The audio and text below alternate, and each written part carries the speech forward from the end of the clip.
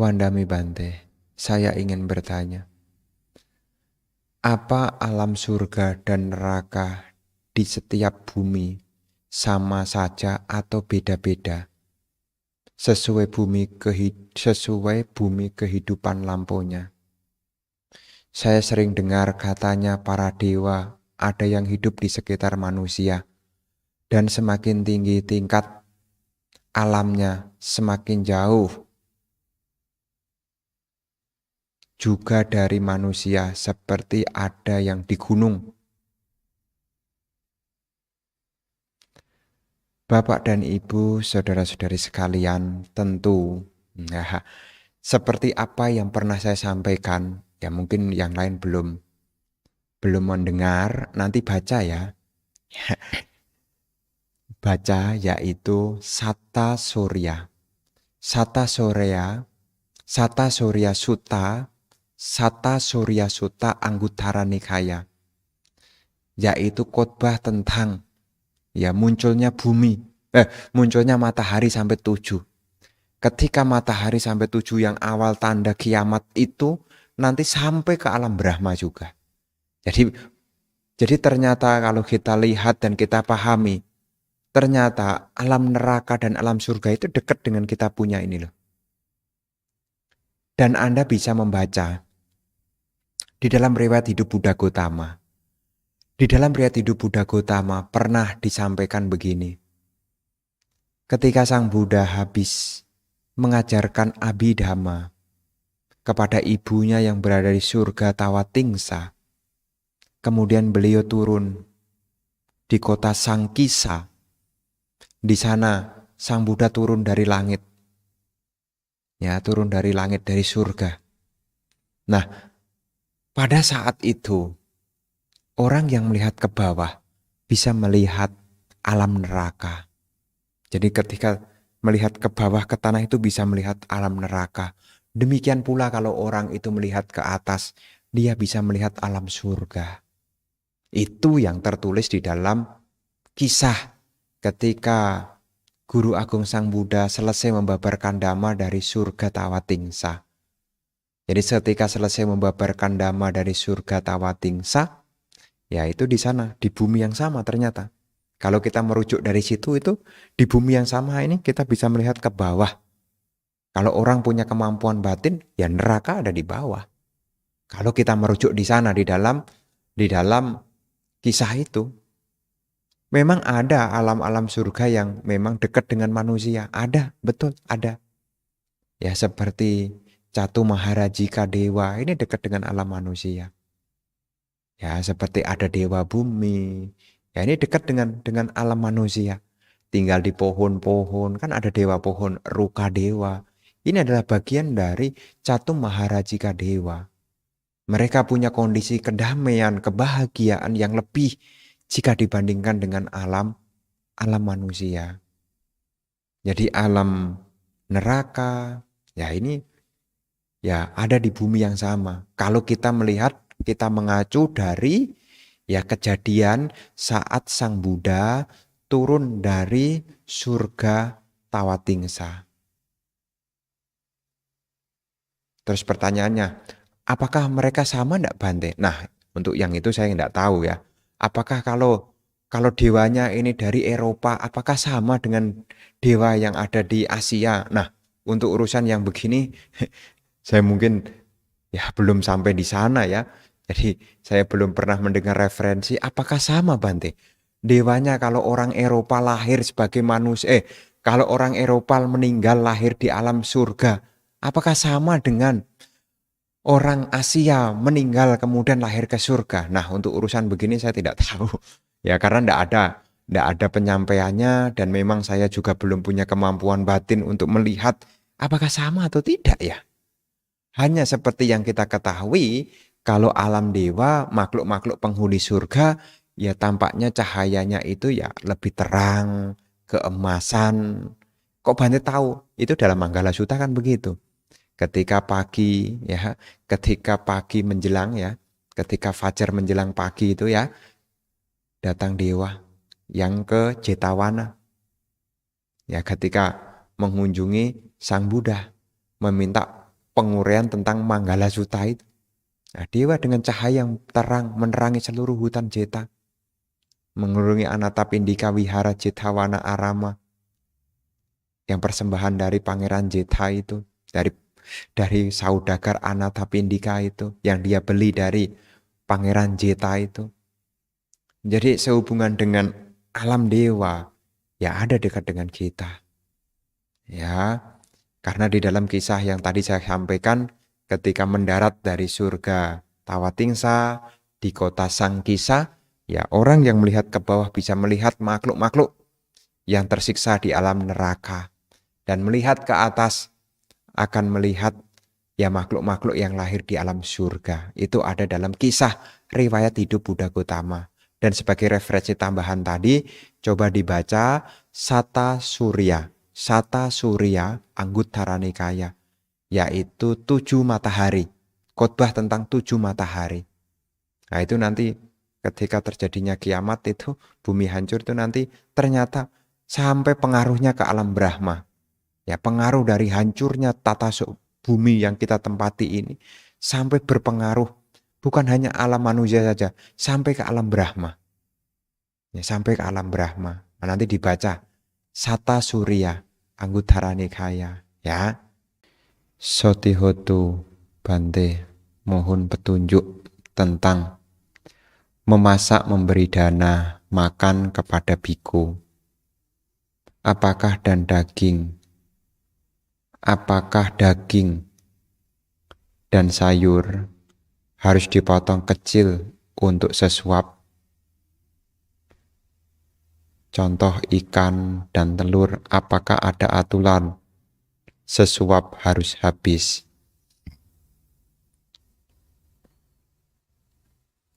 Bapak Ibu, saudara-saudari sekalian,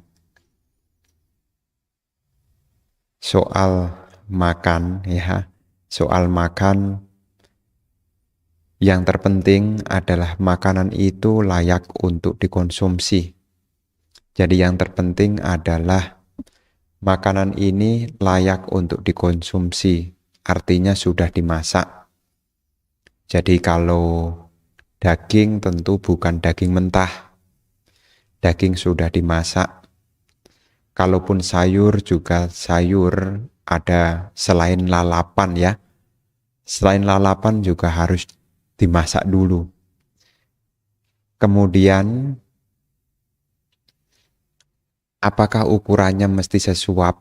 Ya tentu tidak. Jadi mau besar mau kecil ya nanti biku sendiri yang akan mengaturnya. Ya, jadi tidak perlu kemudian ya dibikin kecil-kecil. Ya sesuai lah. Kalau seandainya memang masakannya dagingnya kecil-kecil ya enggak apa-apa. Jadi tidak sebuah keharusan. Kemudian seperti telur, seperti ikan, ya selama itu sudah dimasak, ya bisa dikonsumsi, bisa didanakan tanpa harus dibikin ya potongan kecil-kecil. Kalaupun dibikin potongan kecil-kecil juga tidak apa-apa. Kalaupun tidak juga tidak apa-apa. Misalnya telur direbus kemudian masih bulat begitu, ya enggak apa-apa. Nah, kemudian mau dipotong-potong juga boleh. Ya, jadi nanti tidak ada keharusan ya. Jadi tidak ada keharusan, tidak ada aturan. Yang ada aturannya adalah tidak menerima ya daging mentah, tidak menerima sayur yang belum bisa siap untuk dikonsumsi. Artinya makanan-makanan yang sudah siap untuk dikonsumsi. Kalaupun sayur lalap kan memang ya itu sudah siap untuk dikonsumsi. Meskipun belum dimasak tapi itu ya sudah siap untuk dikonsumsi. Ya.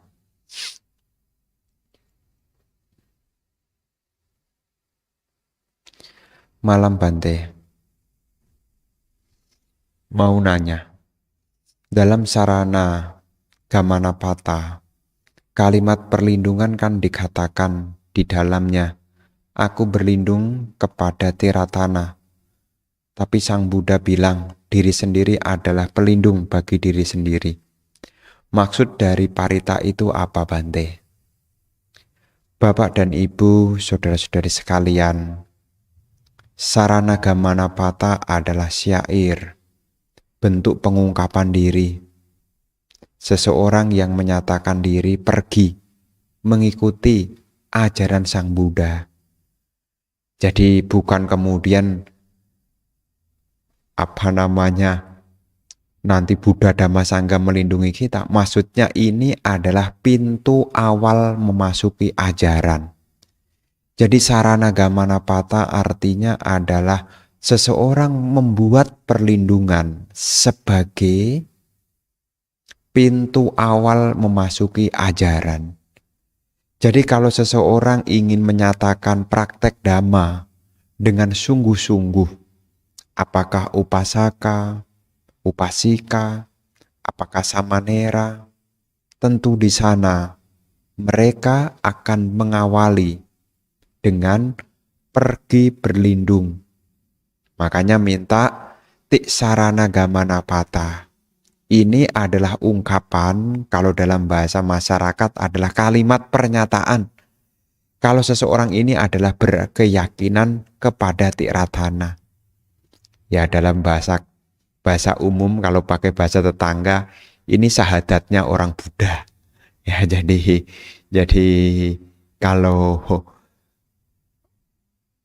teman kita yang Muslim, ya itu kan ada, kalau mereka menyatakan sebagai umat Muslim, mereka membaca kalimat syahadat. Nah, kalau umat Buddha yang sungguh-sungguh ingin menyatakan diri sebagai Buddhis, kemudian ingin praktek Dhamma dengan sungguh-sungguh, maka perlu mengambil tiksarana. Ya, bukan hanya sekedar seremonial wisudi upasaka upasika saja.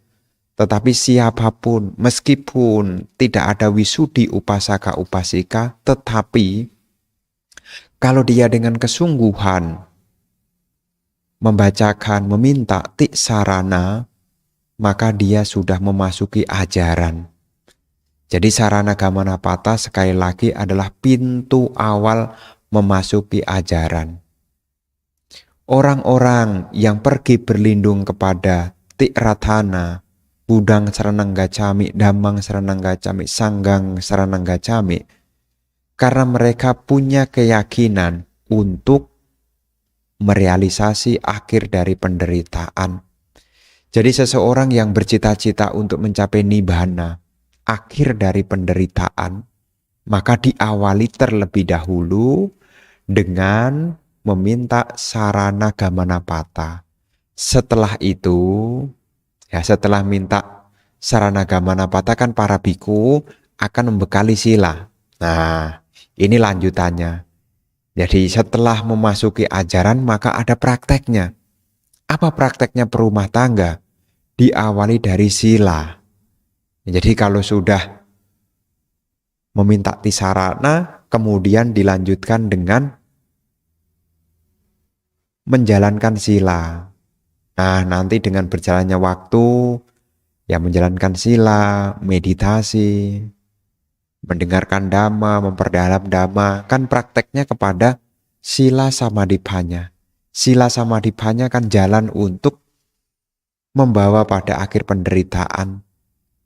Karena sila samadhipannya itu kan singkat global dari jalan mulia berunsur 8. Ya. Jadi sekali lagi sarana gamanapata ini maksudnya adalah pintu awal memasuki ajaran. Kalau sudah masuk, kemudian menjalankan sila, samadhi, dan panya. Begitu. Bante ingin tanya, kenapa nama-nama 10 tentara Mara kok mirip dengan 10 samyojana? Makasih. Ya, kalau sehubungan ditanya begini, kenapa kok mirip? Ya, kenapa kok mirip? Ya, ini adalah sama-sama perintang. Perintang itu artinya pengotor batin. Ya, sama-sama perintang. Makanya seseorang yang hendak merealisasi nibbana, maka perlu meninggalkan perintang-rintang itu. Seperti samyojana itu juga perlu ya ditinggalkan.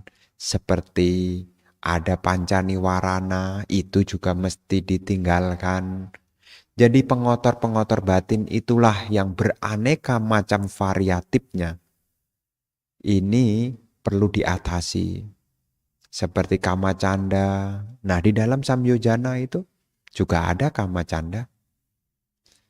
Rintangan dari dalam. Di dalam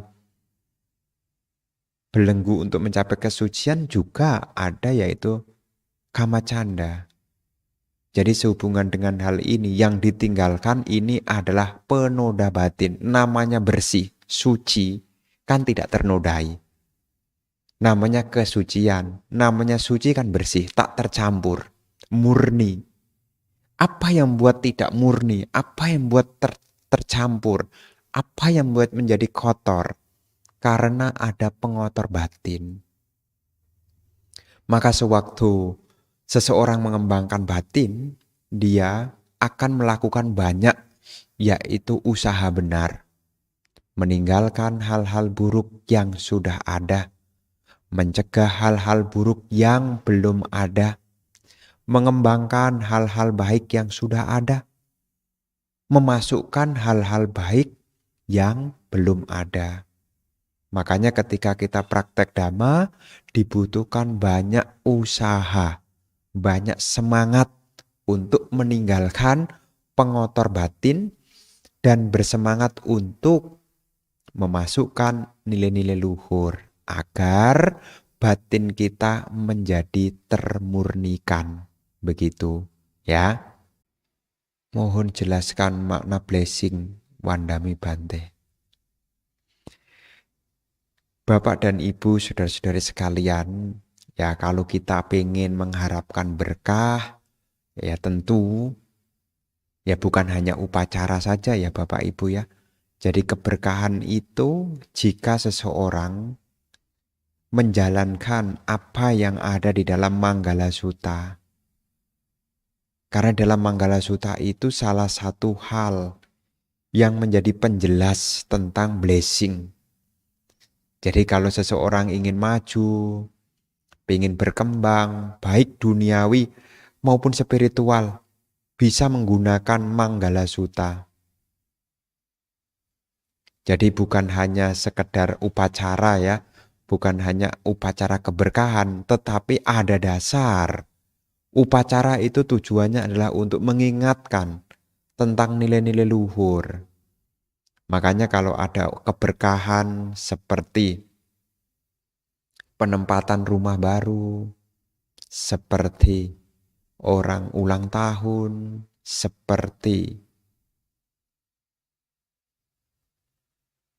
menempati rumah baru, pemberian nama, ya upacara-upacara. Itu sebetulnya bukan semata-mata baca paritanya, tetapi ada nilai luhur yang perlu diingat di sana. Karena ketika seseorang mengingat nilai-nilai luhur ajaran Sang Buddha, dan kemudian nilai luhur itu dipraktekkan, maka keberkahan akan menyertainya. Dhammacari sukang seti. Siapapun yang melaksanakan dhamma, dia akan berbahagia. Jadi ketika Bapak dan Ibu, apakah menempati baru, apakah menempati rumah baru, apakah membuka usaha toko, membangun pabrik, membersihkan suasana, apa yang kita lakukan saat itu, selain memperkokoh keyakinan di sana, kita juga diingatkan tentang ajaran-ajaran luhur Sang Buddha. Dan apa yang kita dengar dan apa yang kita ketahui itulah yang seyogyanya kita praktekkan supaya penuh dengan berkah. Karena dikatakan kalyana wa pakang wa tasadayado bawisami. Perbuatan baik ataupun perbuatan buruk itulah yang akan kita warisi. Ya disang wabate bijang ta disang wabate palang. Kalyana kari cak kalyanang papakari cak papakang. Sesuai dengan benih yang ditabur, demikianlah buah yang akan dipetiknya. Pelaku kebaikan akan menerima kebahagiaan, pelaku kejahatan akan menerima penderitaan. Makanya kalau kehidupan Bapak dan Ibu pengen senantiasa penuh dengan keberkahan, sejalanlah kehidupannya sesuai dengan Manggala Sutta. Yang dimulai jangan sampai salah pergaulan, hormatilah yang patut dihormat, akan membawa keberkahan. Kemudian tinggal di tempat yang sesuai, menuntun diri ke arah yang benar. Ini bukan hanya verbal, tetapi kalau dipraktekkan akan dapat dirasakan. Ya, jadi sehubungan dengan keberkahan, setelah mendengar tujuannya untuk membangun keyakinan, apa yang didengar itulah seyogyanya dijadikan dari bagian praktek keseharian. Ya, Namo Buddhaya Bante, mau tanya, dalam mengurangi keakuan, bagaimana dengan hal harga diri? Bagaimana menjaga harga diri yang sehat dan tetap bisa melatih mengurangi keakuan? Terima kasih Bante. Bapak dan Ibu, saudara-saudari sekalian, keakuan, yang dimaksud keakuan itu adalah pandangan, ya. Keakuan adalah pandangan yang menganggap sesuatu ini sebagai ini aku, ini milikku, ini diriku. Pemikiran, pandangan semacam ini karena kemelekatan kepada atta, kepada diri. Jadi sehubungan dengan keakuan, ya, kalau kita aku, ya kita akan ada di sana, ini milikku, ini aku, ini diriku. Nah, ini keakuan. Orang yang punya keakuan ini akan mengalami banyak penderitaan. Kenapa? Karena apa yang dianggap sebagai milikku dan berubah, maka akan menderita.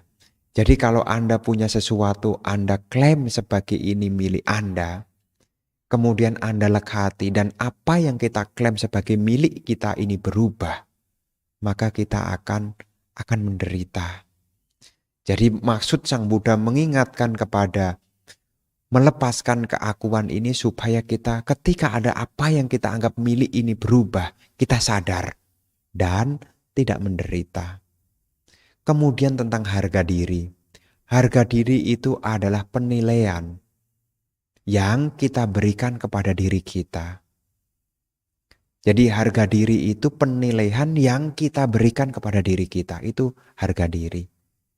Harga diri ini dibutuhkan untuk membantu meningkatkan kepercayaan diri. Karena ada hubungannya harga diri dengan prestasi. Orang yang punya harga diri, artinya ada hal yang dimiliki, dia akan lebih bisa berprestasi daripada orang yang harga dirinya rendah, self-esteem-nya rendah. Dia menjadi minder karena penilaian kepada dirinya ini banyak negatifnya. Jadi kalau banyak memberikan penilaian negatif kepada diri sendiri, nanti harga dirinya turun. Maka kadang-kadang kita juga perlu sebagai ya orang untuk membangun karir, kita butuh kepercayaan diri. Ya, kita butuh kepercayaan diri. Membangun karir, membangun usaha butuh kepercayaan diri. Dan kepercayaan ini digunakan untuk memperoleh prestasi. Makanya kalau lulus sekolah, ya, lulus sekolah, lulus kuliah, itu ada tuh. Ya, di dalam nama belakang, ya. Nama belakang itu dikasih gelar. Ya, apakah SPD, apakah SE, ya. Gelar ini sangat baik ketika apa? Dipakai untuk berkarir. Tetapi ketika nanti gelarnya tidak terbawa, tidak tertulis, ya jangan marah. Jangan marah. Kenapa? Karena kalau kita punya anggapan gelar saya kok enggak dimasukkan. Nah, ini sudah keakuan. Ya, jadi di sini para bapak dan ibu, saudara-saudari sekalian, keakuan ini adalah pandangan. Ya, keakuan ini adalah pandangan yang melekat di dalam diri kita. Dan ini perlu kita sadari dan pelan-pelan kita lepaskan. Sedangkan harga diri itu adalah nilai yang kita berikan. Untuk apa? Meningkatkan kepercayaan diri. Jadi kalau Anda punya harga diri yang baik, saya punya prestasi, tapi tujuannya ini ya untuk meningkatkan prestasi. Makanya puji-pujian ini digunakan untuk apa? Sertifikat, pujian, itu sebetulnya untuk memicu supaya anak Anda punya harga diri. Kalau anak Anda punya harga diri, dia pernah juara, maka dia akan lebih berprestasi. Lebih berprestasi. Jadi jangan sampai para bapak dan ibu punya pemikiran yang, wah kalau begitu kita tidak perlu harga diri ya Bante. Ada hubungannya. Dalam riset psikologi, itu pernah ada riset penelitian di dalam salah satu jurnal ilmiah psikologi. Prestasi seseorang itu hubungannya dengan harga diri. Kalau harga dirinya naik, maka dia akan lebih berpercaya diri sehingga dia bisa merealisasi apa yang menjadi goal targetnya. Tapi kalau belum sudah minder, sudah tidak percaya diri, dia banyak melihat kekurangan di dalam dirinya. Ini kan sebetulnya juga bagian dari penilaian harga diri yang rendah. Bayangkan Bapak Ibu, kalau Bapak Ibu bercermin banyak kurangnya, saya kurang ini, saya kurang ini, saya kurang ini, apa jadinya? Minder. Kalau Anda minder, Anda tidak bakalan prestasi. Oh Bante, saya tidak bisa berbicara di depan umum, saya kan bodoh, saya kan dari desa. Kalau banyak menyampaikan kekurangannya, berarti harga yang diberikan kepada dirinya rendah. Sehingga untuk berprestasi menjadi tidak bisa optimal. Jadi sehubungan dengan harga diri ini untuk membangun. Ya seperti Bapak Ibu, oh dulu saya pernah kok Bante, dulu saya pernah menyelesaikan pekerjaan seperti ini. Bayangkan ya Bapak Ibu, kalau Anda punya pengalaman, saya dulu pernah mengerjakan ini Bante, saya bisa mengerjakannya. Bagaimana? Optimis atau pesimis? Menjadi optimis. Bayangkan kalau dikasih pekerjaan, wah gimana ini ya?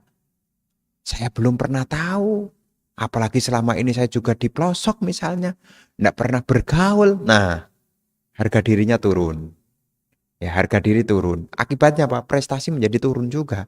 Tidak bisa berkinerja dengan baik.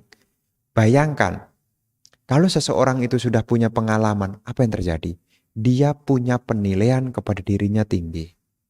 Dan ini dipakai untuk kehidupan keseharian, khususnya para umat, untuk meraih apa yang menjadi harapan. Apakah karir? Ya, Anda harus perlu mengungkapkan diri Anda. Karena Anda ketika berjualan dengan orang, kan orang tidak tahu Anda harus bercerita tentang diri Anda. Ya, jadi jangan, biasa saja Bante. Sebagai perumah tangga berbeda ya. Sebagai perumah tangga butuh membangun kepercayaan. Dan orang akan mengenali Anda sehingga Anda dipercaya sama orang, itu salah satu dari kepercayaan yang Anda miliki. Kalau Anda belum sudah minder, kepada diri sendiri aja tidak percaya, apalagi dengan pekerjaannya. Jadi Bapak dan Ibu perlu, sebagai perumah tangga perlu untuk punya penilaian yang positif kepada dirinya. Penilaian positif kepada dirinya akan meningkatkan harga diri. Harga diri naik, kepercayaan diri naik bisa memperoleh prestasi yang lebih. Tetapi kalau harga dirinya turun, kepercayaannya tidak ada, mau kerja susah. Belum sudah sulit. Makanya butuh penilaian yang positif ya. Jadi sebagai umat Buddha ya jangan alergi. Karena Anda masih perumah tangga, ya kadang-kadang Anda juga butuh pengakuan. Anda kalau dagang, kalau ndak ngomong tentang kelebihan produk Anda, bagaimana orang bisa beli barang dagangan Anda? Misalnya Anda jualan air minum, kemudian Anda bilang, oh ini sama saja dengan air-air yang lain. Kan ndak begitu. Anda juga harus punya penilaian yang positif kepada barang dagangan Anda. Ya, jadi perlu ada kepercayaan diri. Makanya dalam psikologi ya, pengertian yaitu harga diri. Harga diri itu penilaian yang diberikan kepada diri sendiri sehubungan dengan kelebihan menjadi harga diri naik, sehubungan dengan kekurangan harga diri jadi turun. Nah, hubungan harga diri naik hubungannya dengan prestasi. Makanya kalau punya anak, ya Bapak Ibu jangan berhenti untuk memberikan pujian. Karena kalau anak dipuji, maka dia akan punya harga diri. Tapi kalau anak sering dihina, dicela, ketika dia berprestasi bukannya dapat pujian malah dapat celaan, nanti harga dirinya turun. Kalau harga dirinya turun, maka tidak bisa meraih apa yang lebih tinggi. Maka sebagai orang tua jika mendengar ini, kalau anaknya berprestasi, tolong ya, berikanlah pujian. Ya, berikanlah pujian.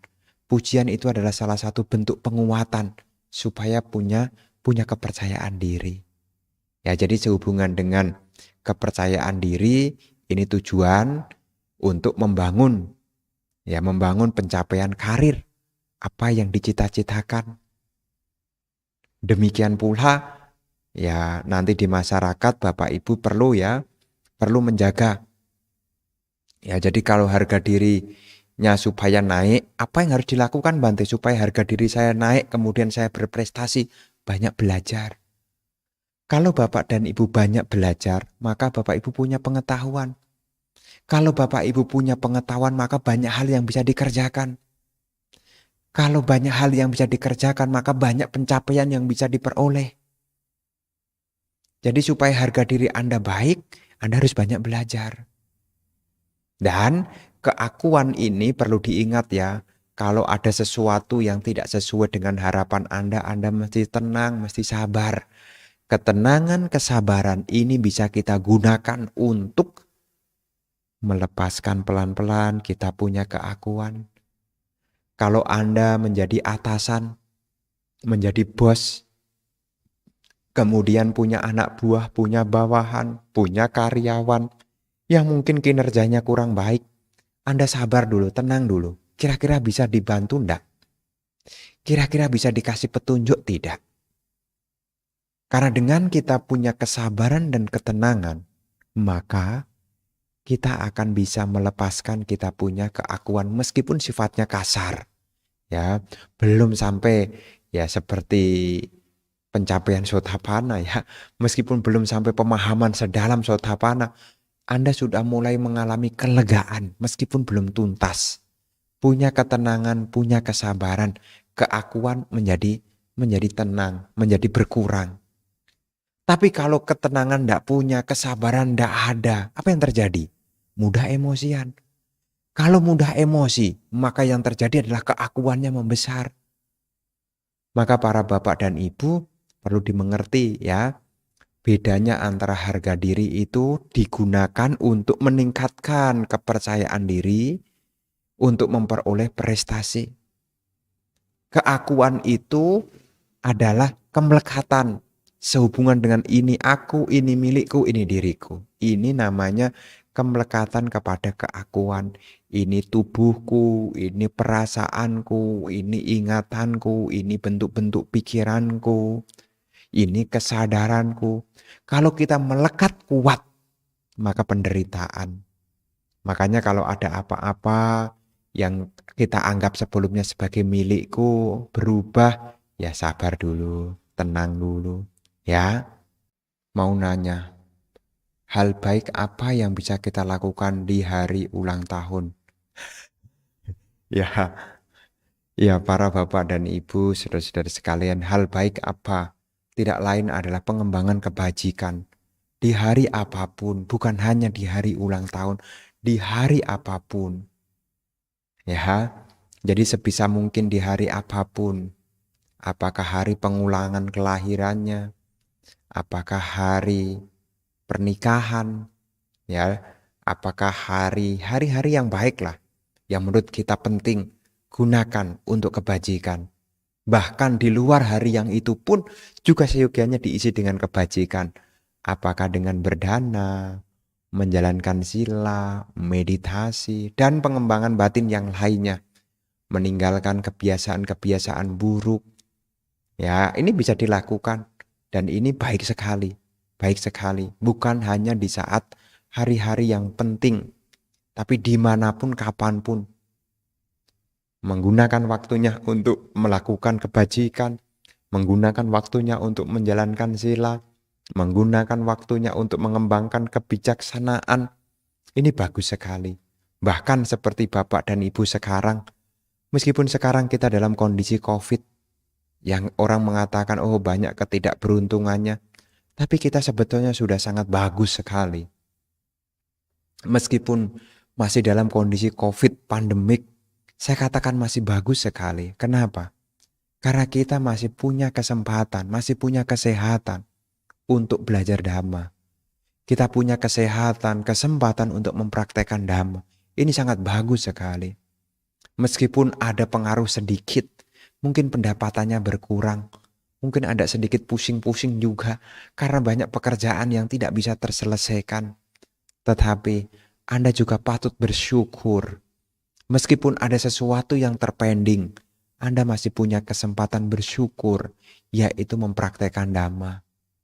Apalagi kalau Anda punya perenungan mendalam, apa yang kita miliki akan berubah. Dengan bertambahnya waktu, dengan bertambahnya usia, kita akan semakin dekat dengan usia tua. Dengan kita akan mendekatkan pada kelapukan, maka apa yang bisa menyelamatkan kita tidak lain adalah apa yang kita lakukan. Karena cepat atau lambat, tubuh yang kita miliki ini seperti rumah yang terbakar. Kalau ada rumah yang terbakar, maka hal yang berhargalah yang harus diselamatkan. Tidak semuanya bisa diselamatkan. Hanya hal yang berharga itulah yang bisa kita selamatkan. Apa yang hal yang berguna yang kita pakai, yang akan menyelamatkan kita, tidak lain adalah pengembangan kebaikan. Maka para bapak dan ibu, bersyukurlah meskipun kita masih di tengah kondisi pandemik. Mungkin juga kita masih di dalam kondisi keterbatasan. Pendapatan mungkin tidak seperti sebelumnya. Tetapi Anda juga patut bersyukur saat ini saya masih punya kesempatan untuk mendengar Dhamma. Saat ini saya masih punya kesempatan untuk memperkokoh keyakinan. Saat ini saya masih punya kesempatan untuk belajar sabar dan ketenangan. Jadi hal-hal yang baik inilah sebetulnya patut kita syukuri dimanapun kapanpun. Ya, apa sebaiknya melakukan fansen atau berdana makan ke panti asuhan? Ya, ini adalah salah satu dari praktek dana ya. Jadi Bapak Ibu di hari ulang tahun ini nyambung tadi ya, nyambung pertanyaan tadi ternyata, yaitu ya Anda bisa melakukan dana, sila, samadhi, panya. Ini bisa Anda lakukan kok. Tidak harus Anda kemudian fansen, tidak harus Anda datang ke panti asuhan. Dimanapun, kapanpun, dengan siapapun Anda bisa berbuat baik, itu adalah hari yang istimewa bagi Anda. Memang ada beberapa yang mengajak kebahagiaannya dengan mengajak orang-orang yang kurang beruntung. Misalnya berbagi sembako, berbagi makanan di panti asuhan. Ini salah satu dari praktek dana. Ada juga yang pergi lepas makhluk. Ya ini juga praktek dari praktek dana juga. Ya, tapi jangan berhenti sampai dana juga ya Bapak Ibu ya. Ya, menjalankan sila ini juga jauh lebih penting. Dana, sila, samadhi ini penting. Ya. Namo Buddhaya Bante. Bagaimana menurut Dhamma tentang orang yang menjual spermanya? Apakah sama dengan menjual anaknya? Oh, ini berbeda Bapak Ibu. Ya, jadi untuk kasus ini, ya ini hanya ada di zaman sekarang. Ya, hanya di zaman sekarang. Tetapi ini bukan penjualan anak. Karena disebut anak itu ada 3. Ada unsur jantan, yaitu terjadinya anak ya. Ya, ada sel sperma, kemudian ada ibu yang subur, dan ada gandaba, maka jadilah anak. Kalau ketiganya ini belum bertemu, ya tidak akan terjadi, yaitu disebut sebagai anak. Ya, jadi seperti kalau ada orang seperti donor sperma, karena ada di Eropa ini ya, bukan di Asia ya. Ada orang tidak menikah tapi pengen punya anak, itu bisa mengambil ke bank. Ada namanya bank sperma, itu biasanya di Eropa. Di Eropa. Kalau di Asia masih dianggap tabu ya, masih dianggap tabu karena punya budaya dan pengertian cara pandang yang tidak sama ya. Orang Asia ini berbeda dengan orang Eropa. Kita banyak mendengar hal-hal yang mungkin kesannya agak aneh ini karena pengaruh ya, pengaruh dari orang Eropa ya, orang Barat lah. Itu yang sering kali kita dengar, termasuk di dalam ilmu-ilmu seperti ada cloning ya, kemudian ada bayi tabung. Ini kan awalnya dari perkembangan yang ada di sana. Tapi kalau untuk di Asia ini adalah salah satu hal yang jarang terjadi. Nah, apakah orang memberi atau menjual spermanya, apakah ini sama dengan menjual anak? Tentu tidak. Ya, tentu tidak. Itu tidak. Jadi bukan menjual. Kalau menjual anak itu punya anak yang sudah wujudnya anak, kemudian dijual belikan. Nah, ini bisa kena kasus ini. Bisa kena kasus jual beli manusia. Ya, jual beli manusia. Karena manusia itu sebetulnya punya penghargaan, tidak boleh dijual belikan. Makanya ada undang-undang yang mengatur tentang ya transaksi. Kalaupun punya anak, anaknya pengen diasuh orang, ya nyebutnya bukan membeli, ya asuh. Ya asuh, karena biasanya kalau membeli itu dipakai untuk perbudakan. Itu kan sudah tidak ada lagi, meskipun masih ada yang terselubung jual beli manusia. Tapi ya itu pelanggaran, kalau sudah jadi manusia ya pelanggaran, disebut tidak elok, tidak elok. Dalam dhamma disebut mata pencarian yang tidak tepat, yaitu mica ajiwa, yaitu jual beli manusia, mica ajiwa. Tapi kalau untuk kasus ini tidak disebut sebagai jual anak, ya. Bante mau nanya, air, bunga, pelita dupa, persembahan di altar masing-masing melambangkan apakah? Mohon penjelasannya. Para bapak dan ibu, saudara-saudari sekalian, memang di dalam tradisi kebiasaan, tata cara upacara tidak lepas dengan barang persembahan puja. Tentu ini ya, kalau dicari di suta, ya, kalau dicari di suta sih tidak ada. Hanya secara tradisi, para guru-guru senior di masa lampau menyampaikan untuk mengingatkan, maka barang puja itu selain yang pertama, untuk menghormati guru junjungan kita yaitu Sang Buddha, Dhamma dan juga Sangha, dengan barang persembahan itu, selain bentuk puja penghormatan dengan materi yang disebut dengan amisa puja, maka sebagai pengingat supaya kita dekat dan ingat dengan Dhamma, maka biasanya dikaitkan dengan Dhamma. Ya, dikait-kaitkan dengan Dhamma. Misalnya perumpamaan lambang lilin. Lilin itu diibaratkan seperti Dhamma yang menerangi kegelapan.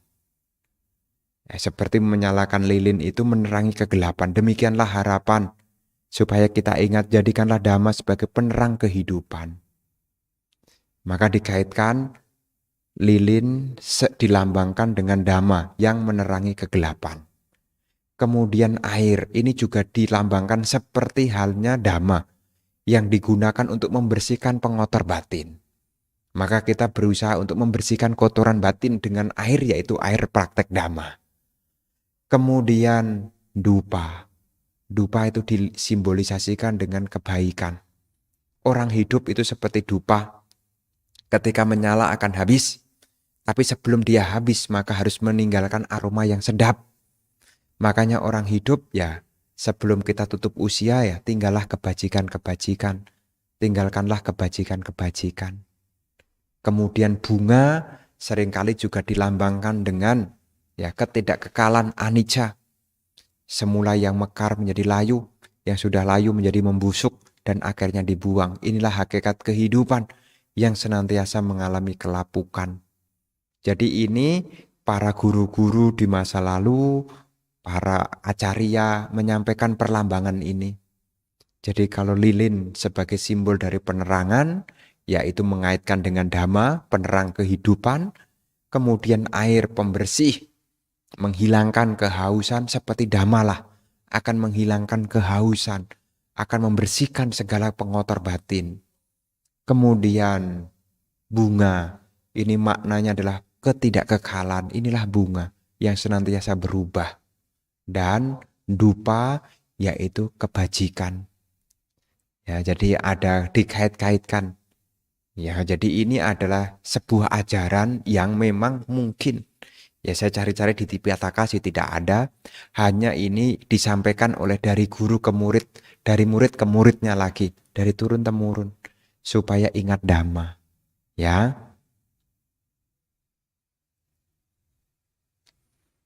ya, para bapak dan ibu, banyak sekali pertanyaan yang masuk dan sama banyak yang menyampaikan selamat ulang tahun. Terima kasih atas perhatiannya, terima kasih atas dukungan dan supportnya selama ini ya sehingga bisa sama-sama di dalam kebajikan, sama-sama di dalam saling menguatkan, di dalam memperkokoh keyakinan.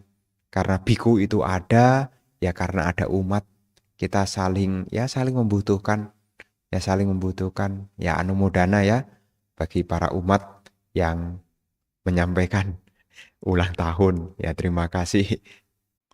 Malam Bante mau tanya, ketika meditasi sedang merasakan nafas beberapa saat kesadaran hilang, tidak ingat apa-apa, tapi nanti ingat lagi meditasi. Menurut pembimbing ini bukan tertidur tadi, masuk ke memori bawangga. Lanjut. Apakah kondisi tersebut ada dalam meditasi Buddhis? Mohon penjelasannya. Bila ada, terima kasih. Ya, para bapak dan ibu, saudara-saudari sekalian, tentu kalau saya ditanya, kenapa saat meditasi ketika kita bernapas tiba-tiba bisa lupa? Sebetulnya bukan lupa, tetapi ada perhatian yang lain, yang lebih kuat, sehingga kita mengabaikan yang ada di sini. Jadi kita punya sati masih lemah, kita masih punya perhatian, kesadaran pada nafas ini masih lemah. Makanya seperti sinyal, ya kadang-kadang nyambung, kadang-kadang putus, kadang-kadang nyambung, kadang-kadang putus. Tidak apa-apa, yang penting Anda latih lagi. Anda tidak usah mikirkan pengalaman ini. Sekarang Anda bangun lagi meditasinya, duduk dengan nyaman, duduklah dengan tegak, perhatikan tubuh jasmani, bawalah kesadaran Anda hadir saat ini dulu. Kalau jasmaninya Anda tenang, kalau jasmani Anda nyaman, pikiran Anda tenang, tubuhnya nyaman, pikirannya tenang tanpa gangguan, nafas akan terasa. Maka sebisa mungkin kita latihan mesti sabar ya, jangan terburu-buru. Kesabaran ini sangat berguna sekali dalam praktek meditasi. Jadi kesabaran ini sangat berguna sekali untuk praktek meditasi. Meskipun badan kadang-kadang lemah, mungkin habis capek seharian, bisa timbul kantuk, enggak apa-apa, enggak usah kecil hati, latihan lagi. Tegakkan lagi, ngantuk lagi, enggak apa-apa. Pelan-pelan tegakkan lagi, rileks. Kemudian pikirannya melayang ke sana, sadari lagi. Kembalikan ke tubuh jasmani. Ya, jadi karena meditasi adalah keterampilan itu bisa karena dibiasakan. Anda bisa mengetik pakai 10 jari. Anda bisa ngetik pakai 10 jari di keyboard Anda. Karena Anda biasakan. Meditasi ini butuh kebiasaan, ya. Jadi orang meditasi ini mesti sejalan. Tidak hanya pandai di dalam ranah kognisi, bukan hanya pandai di dalam analisis, tapi juga harus mau mempraktekkannya. Maka meskipun nanti ketika praktek dengan apa yang diketahui dengan praktek tidak sama, tidak usah berkecil hati. Yang penting ulangi lagi. Duduk dengan nyaman, ya, duduk dengan nyaman. Tulang punggungnya ditegakkan, tangannya diletakkan di pangkuan, matanya dipejamkan. Rasakan dulu tubuh jasmaninya. Sadar saat ini. Kalau tubuhnya nyaman, pikirannya tidak kemana-mana, maka nafas akan terasa dengan sendirinya.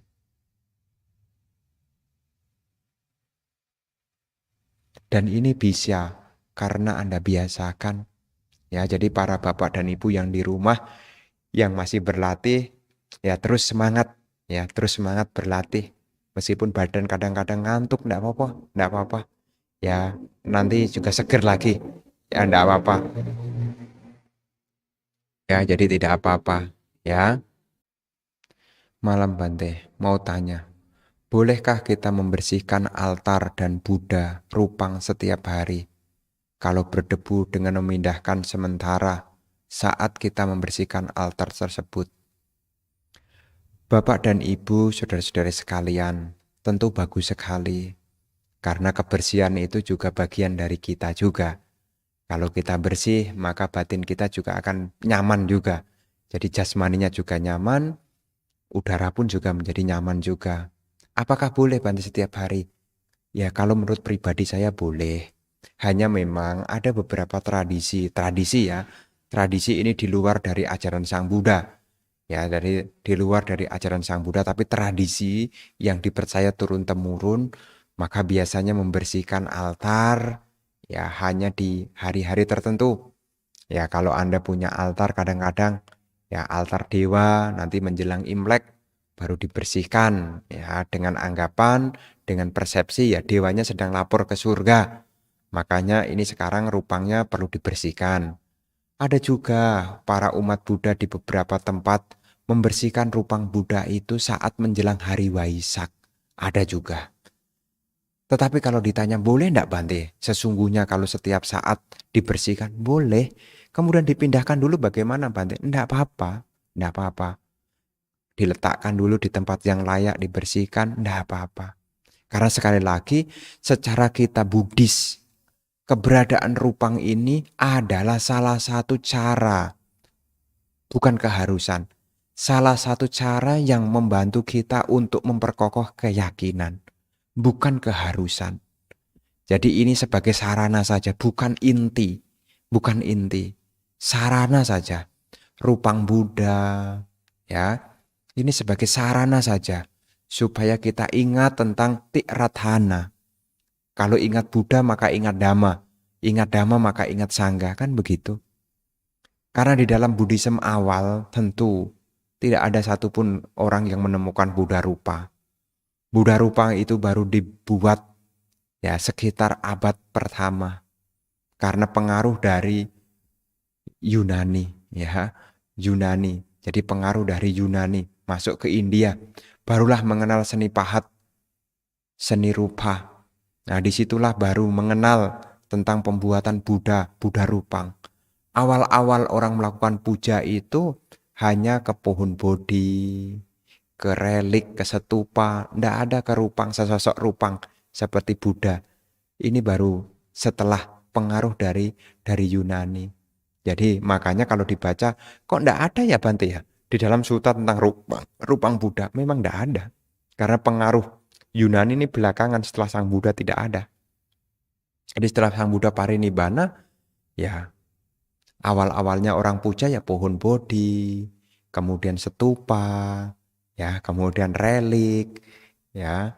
Jadi tidak ada rupang Buddha. Baru setelah berkembang ke sini, setelah abad ke-1 karena mulai pengaruh dari Yunani itulah baru mengenal seni rupa. Ya, jadi kalau ditanya boleh tidak dicuci setiap saat dibersihkan? Boleh.